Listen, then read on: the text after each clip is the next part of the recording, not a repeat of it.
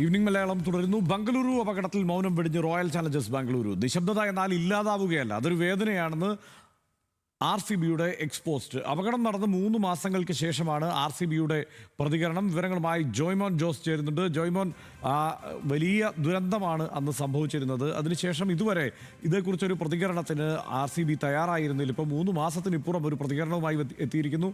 എന്താണ് വിവരങ്ങൾ?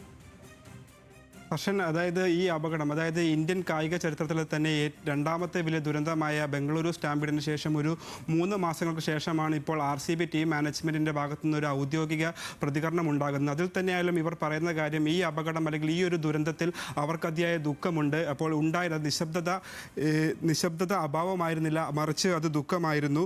ഒരുപാട് നല്ല നിമിഷങ്ങൾ അല്ലെങ്കിൽ സന്തോഷത്തിൻ്റെ നിമിഷങ്ങൾ എല്ലാം മാറി മറിഞ്ഞൊരു ദിവസമായിരുന്നു ജൂൺ 4.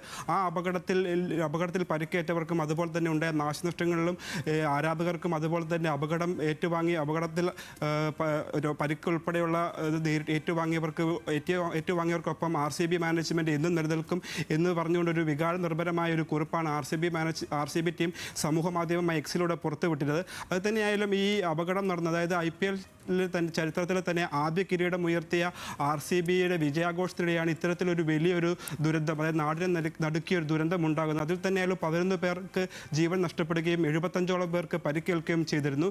ഈ അപകടത്തിൽ തന്നെയായാലും RCB മാനേജ്മെൻറ്റ് വളരെ വിമർശനങ്ങൾ അല്ലെങ്കിൽ ഏറ്റുവാങ്ങിയിരുന്നു. ഈ അപകടത്തിന് കാരണക്കാരൻ എന്നോണം RCBക്കെതിരെ വൻ വിമർശനമാണ് ഉയർന്നിരുന്നത്. അതിൽ തന്നെയായാലും പിന്നീട് FIR ഉൾപ്പെടെ ഈ കേസിൽ പ്രതിചേർക്കപ്പെടുകയും നിരവധി വിമർശനങ്ങളും അതുപോലെ തന്നെ ആരോപണങ്ങളും RCBക്ക് നേരെ ഉണ്ടായിരുന്നു. ഹർഷൻ, അപ്പോൾ ഈ ഒരു ഘട്ടത്തിൽ ഈ ഒരു പ്രതികരണം വരും ആരാധകരെ സംബന്ധിച്ചൊരു ആശ്വാസമാണ്. തങ്ങളുടെ ടീം തങ്ങൾക്കൊപ്പം നിലകൊള്ളുമെന്ന് ആരാധകരെ അറിയിക്കാൻ വേണ്ടിയാണ് ഇത്തരത്തിലൊരു പ്രതികരണം RCBയുടെ ഭാഗത്ത് നിന്ന് ഇപ്പോൾ ഉണ്ടായിരിക്കുന്നത്. ഹർഷൻ, RCBയുടെ പ്രതികരണം 3 മാസങ്ങൾക്ക് ശേഷം എത്തിയിരിക്കുന്നു. ജോയ്മോനാണ് വാർത്ത റിപ്പോർട്ട് ചെയ്തത്.